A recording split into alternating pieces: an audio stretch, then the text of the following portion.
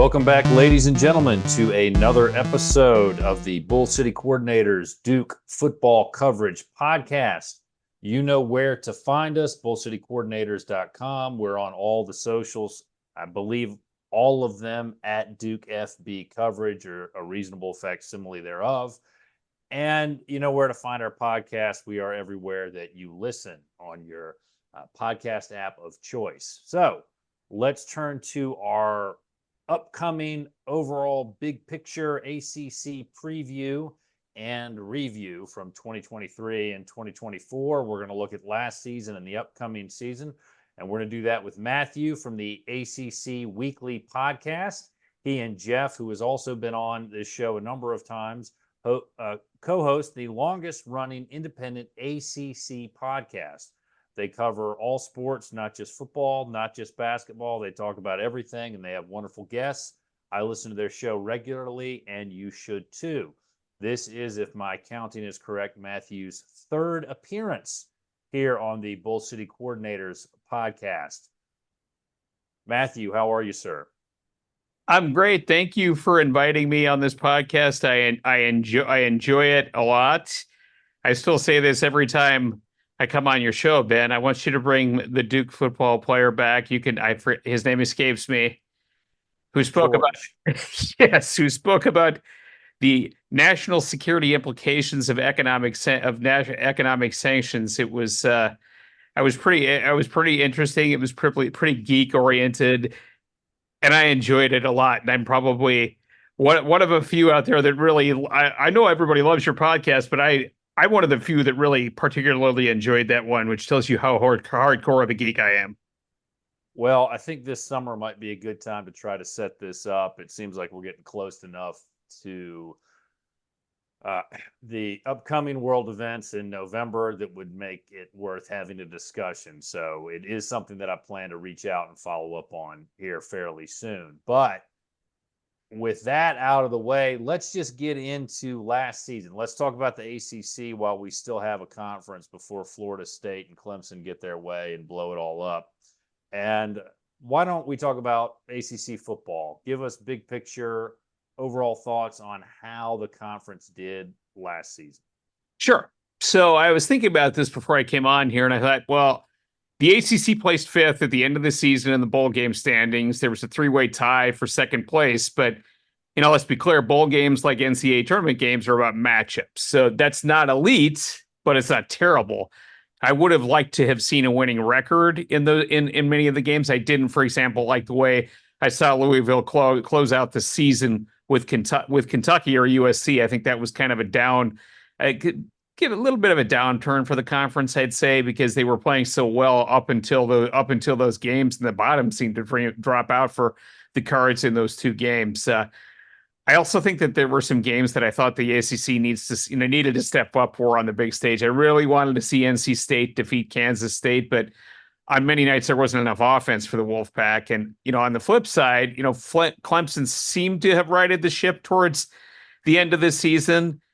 And honestly, Ben, I wonder at times, of course, I'm a Virginia Tech alum. I mean, I wonder at times how well Virginia Tech would have done the entire season if Tyrone Drones had been the quarterback for the entire year and not just thrown in for mop-up duty starting against Purdue. So, and then going into Rutgers, like if he had had all the snaps versus ODU, which I think Virginia Tech would have won even with a green quarterback back there, the season might have turned out a lot. I think the season might have possibly turned out much differently for Virginia Tech, but because he gives a much different element than Grant Wells did back there, and we're going to talk more about that later. But he's really a good player and kind of a game changer for Virginia Tech. And Virginia Tech, I think, was at the time was having experiencing challenges with his offensive line.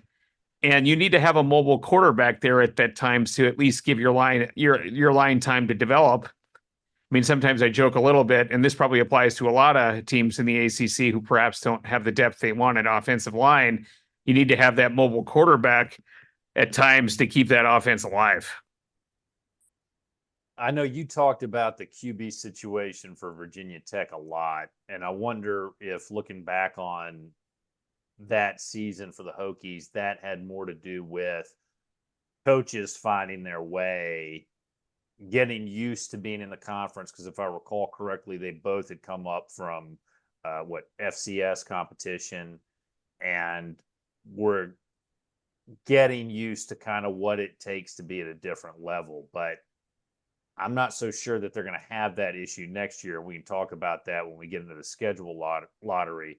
But staying on 2023, if we're talking about teams that did well and surprised us, maybe other than Louisville, mine would be Georgia Tech. Who else would you include on that list?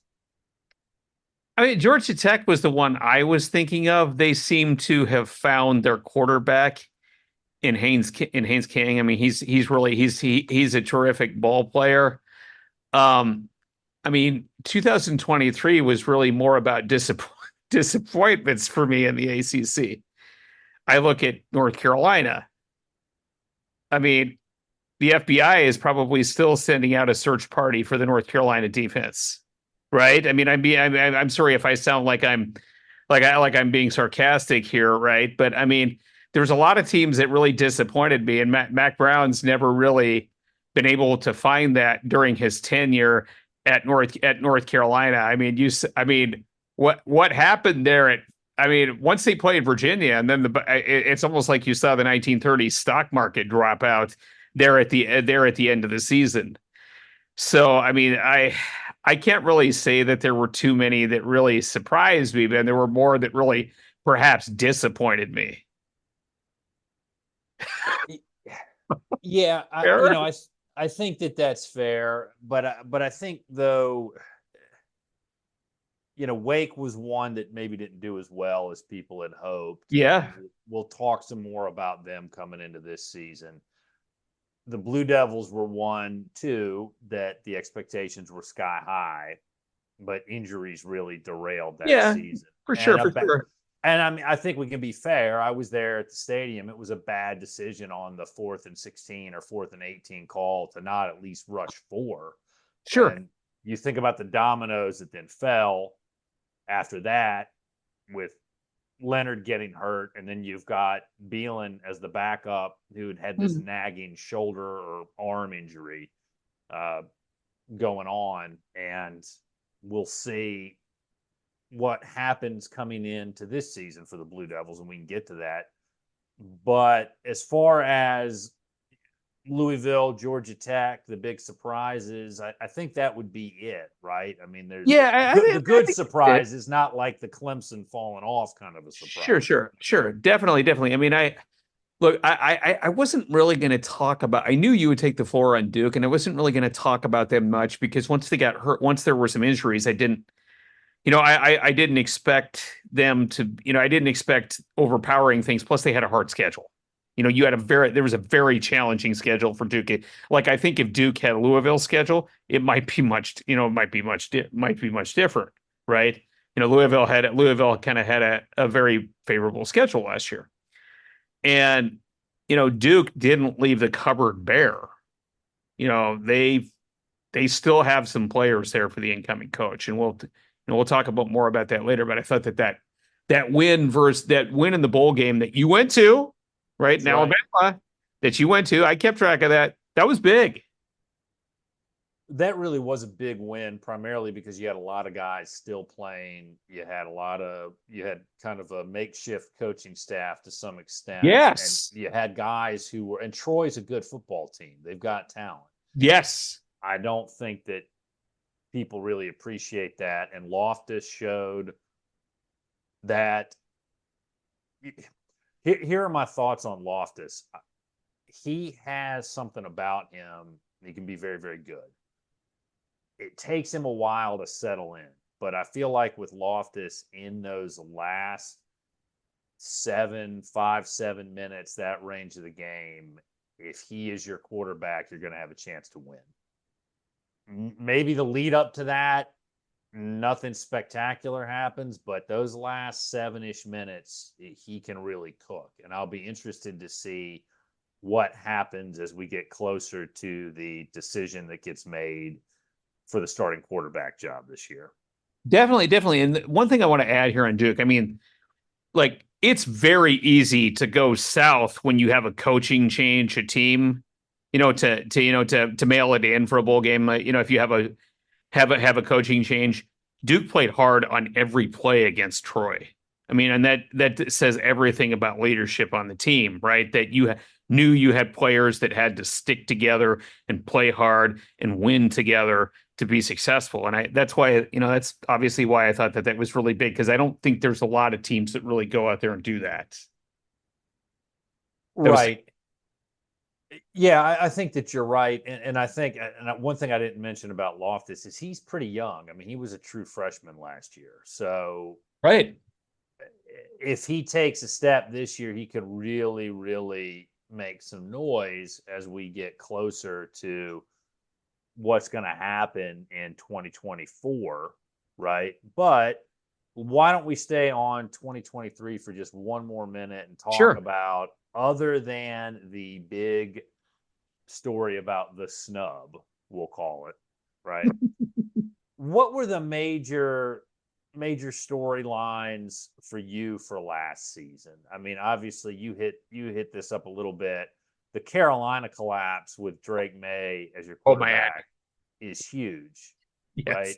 I mean, I I'm not gonna take shots at North Carolina because they just consistently beat the Blue Devils, but I am gonna say, just from an objective observer point of view, if you've got a coaching staff that can't get very far out of Sam Howell, and an ACC championship loss and two late season collapses from Drake May, you got to be wondering in Chapel Hill if this is ever going to work. Sure, no doubt. I mean, you've got to wonder if Mac Brown is actually the guy. That's a very, very legitimate question. I mean, I'll go farther on that. I'm going to be much more critical, and it's okay for me to be critical, because there were times. Look, Virginia Tech did pretty well against Mac Brown's team, and I'm sorry, with a roster that some rosters that really weren't that great. He'd go into Virginia Tech's territory in the 7-5-7 to recruit, take some of the best players out there, and they would drastically underperform.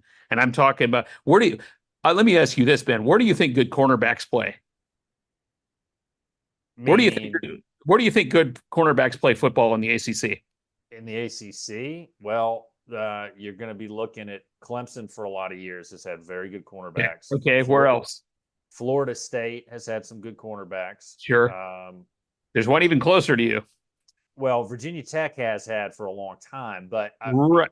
historically they have. I think now, the first year of Pry, I told people he's getting there because they played better as the season went on. Sure. And if he takes that step, right? If he takes that step and he keeps the state on lockdown, we'll see. There's probably going to be 3 cornerbacks on that team that are going to be in the NFL, 2 or 3 this year, that are going to get drafted by the NFL this year. I'm pretty sure of that. And so Mac Brown I say this because Mac Brown could never figure out what to do with his cornerbacks ever. And boy, one of them transferred to Louisville and had no problem. They had no problem finding a way to use him. So, I mean, I wondered how long he would be loyal to his defensive coordinator before he would let him go. And we're gonna find out more about that, as we go into the upcoming year. But certainly, I mean, I'm bashing on North Carolina here now because they've had substantially good talent. They've substantially underperformed with it. I mean, let's get real about that. And how, I don't know how much longer North Carolina will be faithful. I've had some on my timeline say, like, get rid of them all now, and not just Mac Brown, right? I mean, because people for several years have been calling out for getting rid of the defensive coordinator, but I had a couple of people on my line say, on my timeline on Twitter, on the All Sports DACC Twitter account timeline, basically say that it's time to clean house. So I'll be interested to see how that goes, but I don't, we'll go from there. We'll be interested to see how that goes in short. Right. And I know that he didn't air the spring game, which, I mean, you can say who cares about that, but that certainly for the people who want Mac gone, that's going to feed into a narrative that they have. Definitely. Right. Definitely. And perception does become reality. But yeah, I mean, other than UNC and the snub, is there any other team that disappointed to a point that was a big storyline, other than maybe the not kneeling down at the end of the game against Look, Jeff's beloved Yellow Jackets? yeah, look, Miami wins a lot of preseason championships. I know we've said that here, but they don't ever really seem to live up to the hype. They were a 7-win team. They still never have won the ACC. That's what that's what the decision makers thought that Miami would bring to the ACC, of football prowess. But did you ever think that they would win an ACC title in men's basketball before football? I never thought that, Ben. I mean, that's sort of where I stand on that. The name escapes me now. I believe you can correct me if I'm wrong, Tyler Van Dyke, right? I thought that he was going to be a star in the ACC. He looked really, really good. But there's enough question in there about, I mean, would you agree with that? I mean, to me, he looked like he was going to be on fire. He was ACC Rookie of the Year, if I'm not mistaken. Yeah, I don't remember if he was Rookie of the Year off the top of my head. I'm not disputing that, but he did look really, really good. And I remember Diaz's last game that he was the head coach in the ACC. It was when David Cutcliffe was getting all these coaches fired for not beating the Blue Devils by enough, I guess. And, who was the guy there before Pry? He had the same thing happen. Justin Fuente. Correct. He had that same thing happen to him. And then, I mean, Diaz, in Miami, they just, I'm trying to think of the appropriate descriptive term here, but they just beat the Blue Devils badly. I mean, just ran them out of the building. Sure. I'm not even sure. I'm not even sure looking back at that game if we even got to the building to be run out of it, which is why I was struggling with it. And again, then Diaz is gone, and Cristobal gets Van Dyke, and it didn't really. I question whether he's a quarterback killer. That's terrible of me to say, isn't it? I'm saying some harsh things here, but he wasn't that well with Justin Herbert at Oregon. I didn't think Cristobal really did him any favors at Oregon. And I wondered the same thing, because I believe, in my personal opinion, that Tyler Van Dyke's going to do really well at Wisconsin, Ben. They'll know what to do with a pro-style quarterback at Wisconsin. And I don't think that Mario Cristobal has any idea what to do with a pro-style quarterback. I think I sound like I'm trolling. No, I think it's a fair point to raise, because Cristobal is a really, really good recruiter. And when people talk about Cristobal, you hear what a great recruiter he is. And this isn't us trying to dog Miami fans or insult Miami fans. I think when you and I talk about these things, we try to be as objective and fair as possible. I shouldn't be laughing when I say that then, but I mean, right. But I feel like that. Right. But I've never known you to take cheap shots. As much as I've listened to your podcast over the years, I've never known you to take cheap shots. Sure. And what the point that we're making is, when people talk about Cristobal and they talk about his coaching, it's never, I don't hear much talk about his X's and O's acumen. Right. When you do hear about his X's and O's acumen, it is, why didn't you just kneel down? Definitely. I'm with you. So I do think that that's something that's got to be kept in mind, as good of a recruiter as he is. He's a very, very good recruiter. But let's turn the page from last season and let's jump into this upcoming season. Why don't you tell me what you are looking forward to ACC football 2024, other than Marshawn Lynch being an ACC legend, Jim Phillips make it happen? Yes. Okay, so, I'll say this. A lot of people on my timeline are talking about Virginia. Did they hire the right guy? Tony Elliott kind of has a big year ahead of him, and you know, we asked, it's interesting, Ben. We asked Will Ogen in this, and he's at ACC Nation. And we asked him, what do you think? How important this season? How big a year is this for Tony Elliott? I asked him, do you see Virginia making a bowl this year? And he mentioned that prospect that he probably thinks there's a very good possibility for them to get to a bowl. But I'm not sure that I'm really in that picture. I'm not sure that I'm really in that picture. I mean, I think they may have a few more wins than they did last year, but I think there's also an outside chance that Virginia could have the same record that they had last year. Well, And yeah, let's. I hate to so do schedule with them, but yeah, but go ahead and then we'll look at their schedule together and try to make sense of so it. so if they end up 2-10, which may be a worst case scenario, but I don't put it out. I don't put that.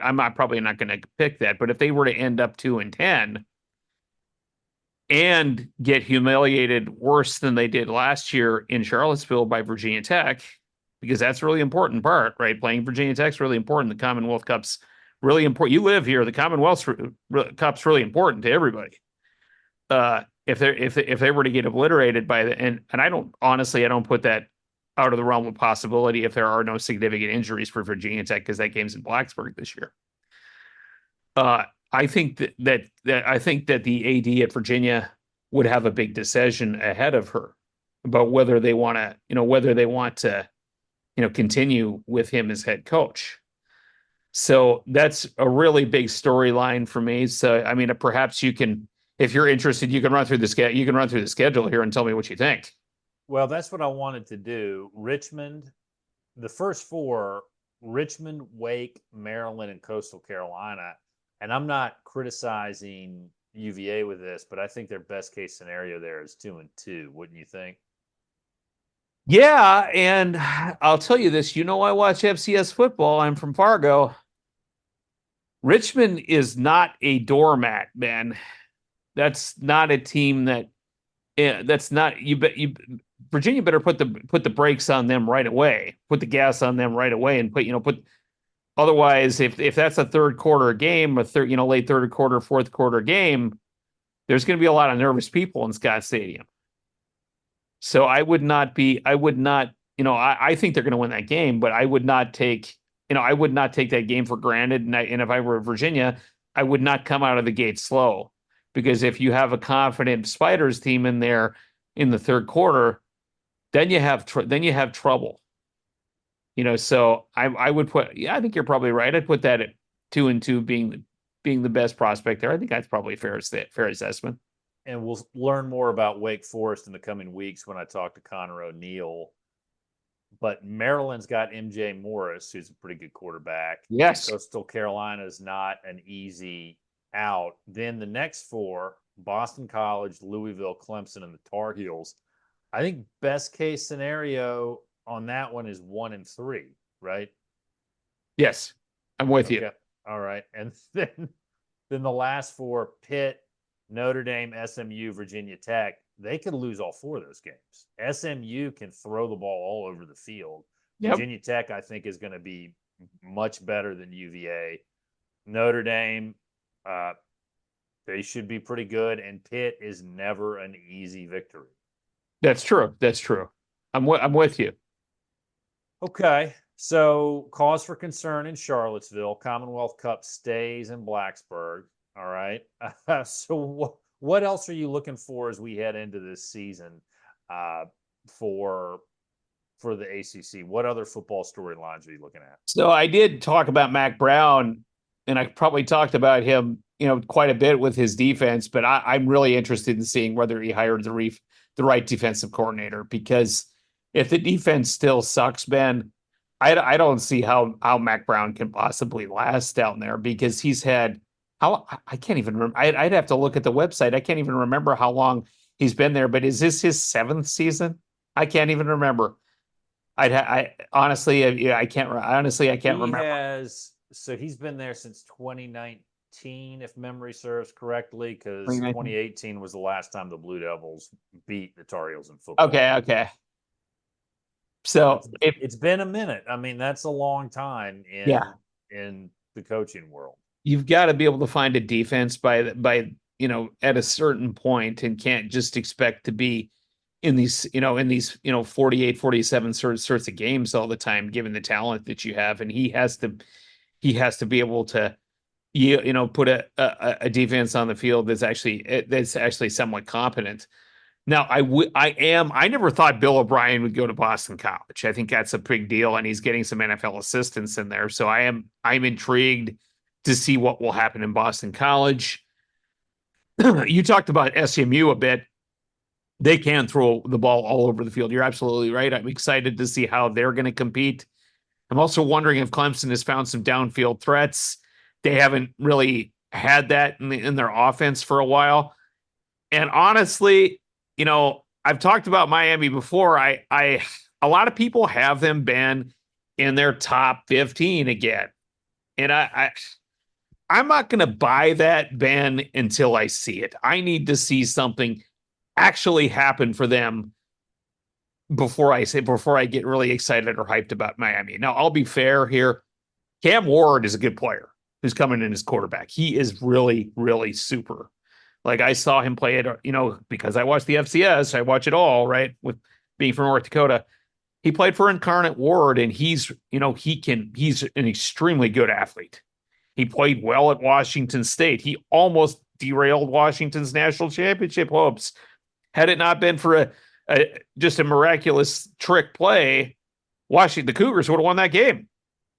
And so I will be interested to see him, as a newcomer to the ACC, and what sort of impact he can have on Miami. But I think people should hit the brakes first, given Miami's history in the ACC. Is that a fair statement, Ben? Right. I think it is. And I think I don't want to sound like I'm dogging Miami nonstop. I think that's a little bit unfair, but I think what you and I are talking about are just the facts. And Miami's first season 5-7. Miami's second season, this is under Cristobal, 5-7 in 2022, 7-6 in 2023, 6-10 in conference, 12-13 overall. I agree with you, though. Cam Ward could hide a lot of the issues that I think Cristobal and his approach have created during those two seasons. And if he can do that, that'll give you a really, really good year. But again, there's a lot of people on that football field, right? They got talent. There's no doubt that they have talent. Yeah, there's a lot of people on that football field, and as good as Cam Ward was last season, and as well as he played, you do have to keep in mind that the ACC is better than people think. One, Yes. They are good in football, too.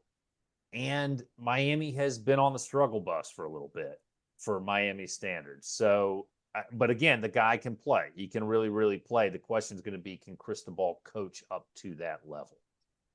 What'll be interesting for me, because I think, at least in terms of Virginia Tech Miami, this may actually be one of the more anticipated matchups between the Hokies and the Hurricanes in quite a while. Where there's some pretty good expectations for both teams, right? I mean, it's going to be it's not going to be one of those where you see both of the teams on the struggle bus. This is going to be a pretty good matchup that people will enjoy watching, and maybe even reminiscent of the old Big East days, which is pretty, that's a pretty high level to talk about, but it's, you see fans excited on both sides there. And it'll be interesting to see how that plays out. That could be a really, really good game. But let's talk about teams that can really surprise you in a good way this season and pull a Louisville, as we'll call it, win the schedule lottery. I think Virginia Tech has one heck of a schedule. It's certainly a blessing, right? No, I'll be in. I think Virginia Tech is an absolute dark horse, right? I mean, they have a schedule. They don't play Florida State. Don't play SMU. I mean, this is going to be a team, I think, that is going to be pretty good this year. It has pretty much everybody back, Ben. I mean, I'm not sure if you saw the Reddit college football Twitter account where they said, "Oh yeah, here's all the teams that didn't have a draft pick," and they had Virginia Tech on that list. And I'm like, Reddit was like, "Oh, because they have pretty much everybody coming back, and they were actually able to hold on to everybody in this era of the transfer portal." Right, which I think is shocking. I mean, honestly, it was shocking to me that all those players came back, but somehow Virginia Tech found a way to get it done. And so I think that you see a lot of anticipation. I mean, for the first time in a long time in Blacksburg, where people are extremely excited about what can happen. And so I'll be interested to, just be interested to watch it, watch it along the way. I mean, it's, you know, people will be talking about Clemson as the major yardstick, right? Because they that's a big game for the Hokies this year. But the Hokies may actually have more downfield threats than Clemson, which is kind of weird for me to say, right? Yeah, I mean it'll be interesting to see if things hold up as well as people expect for Virginia Tech, because the Hokies do have a good schedule. Unlike the Blue Devils, kind of have a mixed bag on that. Yes. Because I do think with Malik Murphy coming in and some of the guys that we still have, although we've lost a lot of people, we've got a new offense. This is your chance to surprise some people. But we played North Carolina in September, which is odd. But we've got North Carolina, Georgia Tech, Florida State, SMU, Miami, NC State, Virginia Tech, and Wake. That's a tough conference schedule. It for the is. Blue Devils. That is a very It tough is. schedule. So I think folks in Durham, Blue Devils fans around the world, be patient and cautious in your optimism. But I think that we'll play very well defensively. The issue is going to be can the Blue Devils overcome the fact that they've lost so many key contributors? Can they overcome the depth issues that are always present in Durham? And can we stay healthy? If we can do that, maybe we go 6-6. We get to a bowl game. It's a good season. See, and if I'm looking at Virginia Tech's schedule, right, and who Virginia Tech plays right before Clemson? Is that when they play Duke? Syracuse. Syracuse. Oh man. As a football history man, I know you know this. That's a terrible place to play on the road because weird things happen there, Ben. Weird things happen in the dome up in Syracuse that you don't expect. It happened in the Big East. It's happened in the ACC. And so I will be. I have that game circled on my calendar for a reason because I know Virginia Tech is going to have any trouble getting up for Clemson. I know Virginia Tech is going to have any trouble getting up for Miami.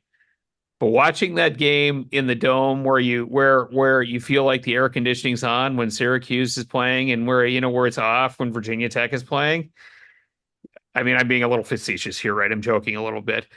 That's a tough play. It's a tough place to play. Yeah, I still think though. I still think the Hokies are going to be able to roll with that one, but that's just me. I'm a little bit more worried for when Virginia Tech comes to Durham, and me and Blacksburg Chris are going to be down there on November 23rd. So we'll see. We'll see what happens there, but it'll be interesting to certainly watch it play out. I think this season for both of our teams. Definitely. Now, go ahead. Let me add something here. I think NC State still has an opportunity to be pretty good too. I mean, like at this point now, Ben, I think you would agree with this. You know what you're getting from NC State on defense. I mean, Charlie Wiles is there from Virginia Tech on the defensive line, right? He's coaching their defensive line. I know what they're gonna get. I know I'm gonna get a team that plays hard-nosed defense and probably some of the best in the ACC. It's a question about what I'm going to get on offense from NC State, but they've been consistent enough, I would say, over the last few years that you kind of know what you're going to get from them. It's can they go over the top and get those 9-10, 9-10 wins in the regular season. Because Dave Doran didn't have his name mentioned in coaching conversations around the country, for no bad reasons, right? I mean, people think that he can be a consistent enough coach to get perhaps to get teams to the next level. Well, and we've gone a long time, and I have not yet mentioned how the Pack have Jordan Waters from Durham, and you guys bought Aeneas Peebles. Yeah. True. My buddy Chris has said that was the best NIL money we've ever used. So I won't tell you what I said to him when he texted me who the MVP of the spring game was. I'll leave that response to myself. So we won't. This is a family show. So anyway, but let's talk about big picture. I've been writing some stuff on this for the College Huddle Network, which this podcast is now a part of. It's a group of independent, generally they are independent, and it's fan-driven podcasts. The idea is we're trying to be informative. We're trying to be a good place for discussion. We're trying to get out good sources of information and allow, hopefully, for a good discussion about things. So I'm very excited to be a part of the College Huddle, and I've been writing at the website updates about the litigation that is going on. And your work has been fabulous, by the way. Well, thank you. It's been really, really good. I'm stealing heavily from David McKenzie, so check him out on Twitter. He's done very good work on that because he understands the intricacies of these contractual and grant of rights issues better than I will, just because his practice overlaps with that. Mine does not. But from a case management perspective, cases sort of manage themselves the same way. I've written a lot about that, and I've talked a lot about it. And other than perhaps making the determination that the most obnoxious fans in the conference might be the ACC, it might be FSU fans. I'm still convinced that the grant of rights will be upheld and enforced. But I don't know what really all this litigation means for the conference going forward. And I'm just curious kind of what you think. What are your thoughts? What do you foresee? What are you concerned about? What is your best informed speculation for the future of the ACC? I am not. I'll be frank with you, Ben. I am not a conference fanatic. What do they call it? A realignment, restructuring. Guru. I was going to say I'm not a realignment or restructuring guru. See, honestly, your guess is as good as mine. I kind of take this at a different, I guess I would say a different sort of viewpoint, right? I mean, several years ago, my uncle was an advisor for a student who wrote about strategic planning in the ACC. 1985, the student put out a dissertation saying that the schools in the conference should use this tools of strategic planning to improve, outcomes in athletics and in the ACC and that sort of thing. I think I'm kind of thinking the same thing today with the current leadership, because I feel like there's very little strategic communication, if any, to any of the members or partner schools about what's your plan going forward. What's that sort of thing. It just seems incredibly reactive to me. You've got both these FSU and Clemson lawsuits. I'm not an attorney, but I would say, and you probably would, perhaps, agree or not, but once you file these lawsuits, I don't think that there's any real way that you're going back with them, because they both appear to want to be getting out.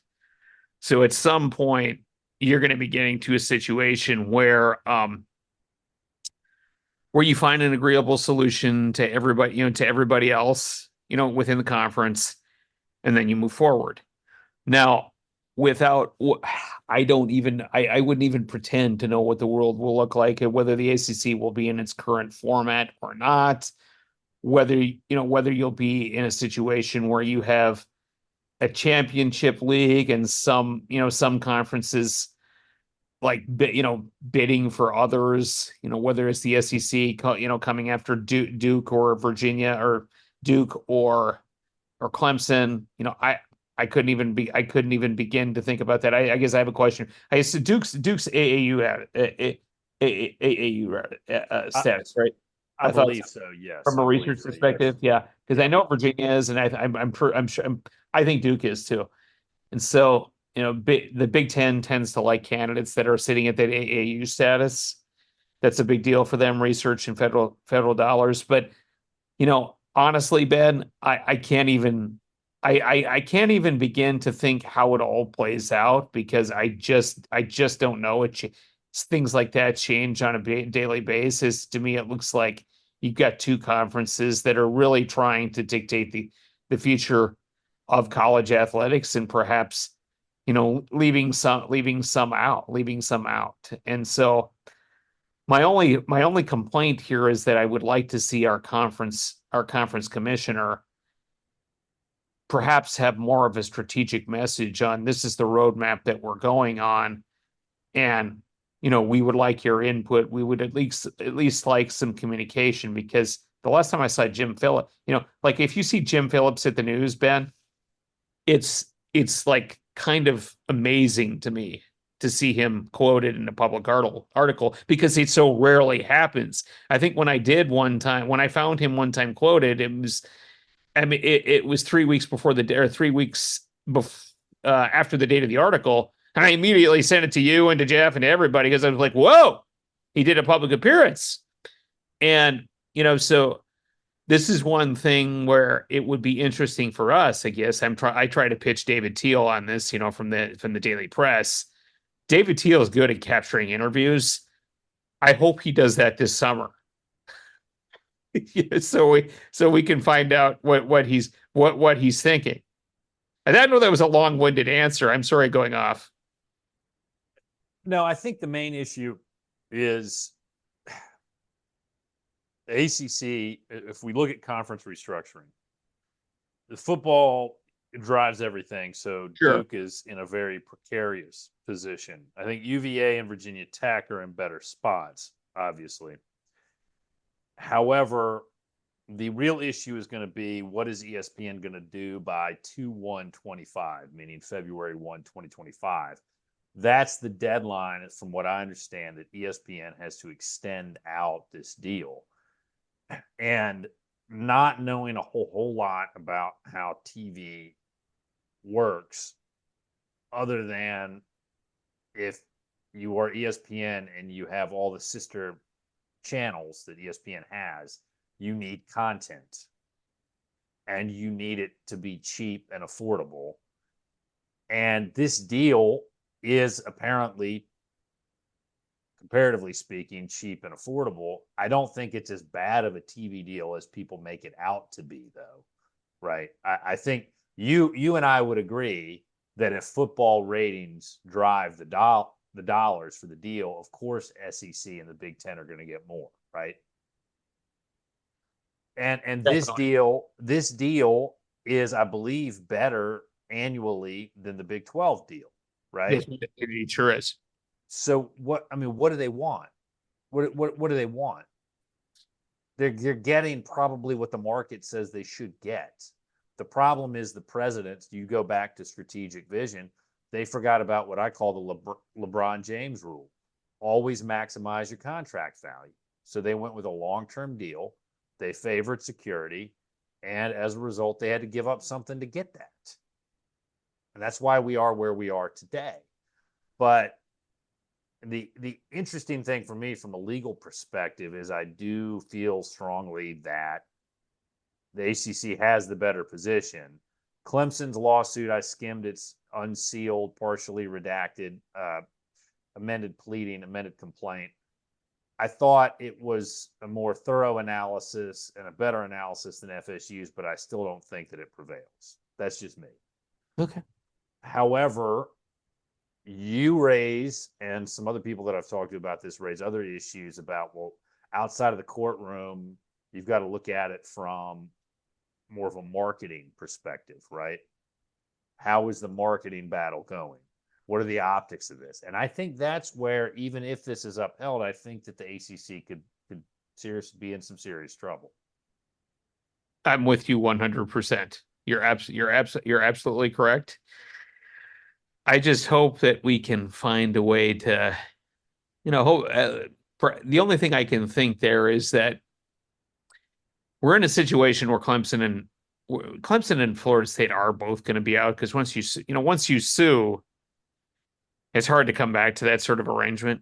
You know what I mean? So you're going to have to be, they'll have to, you'll end up finding an agreeable settlement that parties like, and then whatever happens with them afterwards happens with them. So, it's a very tenuous future, and I'm hoping that cooler heads can prevail, or that we can find, some way to make the ACC sustainable. Well, it'll be interesting to see what happens, and we'll be monitoring it together. But why don't you tell us where we can find you online? Where are you at on the socials? Sure, definitely. I'm really manning the All Sports Discussion Twitter account. So that's at All Sports DACC. My personal Twitter account is ASD_Hokie Smash, but I am really at the All Sports DACC Twitter account mostly. You can also follow the owner of All Sports Discussion. That's Jeffrey Fan. You can follow him on Twitter at Talkin' ACC Sports.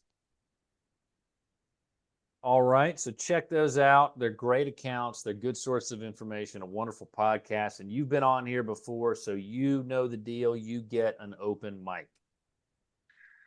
So here's the thing, right? And you may know more about this than me, Ben. So I'm going to ask you a question. Like, this new college football agreement, I mean, you're going to have the 12 teams and all that stuff, but you seem to have some conferences that think they should be treated differently than others, and perhaps get different revenue, that sort of thing. I am wondering if that can get challenged in court, Ben, regarding like restraining competition. I want to take that. I want to ask you a question, because it seems to me that that's anti-competitive, but you had these teams, I mean, for some weird reason, and they seem to have signed off on it.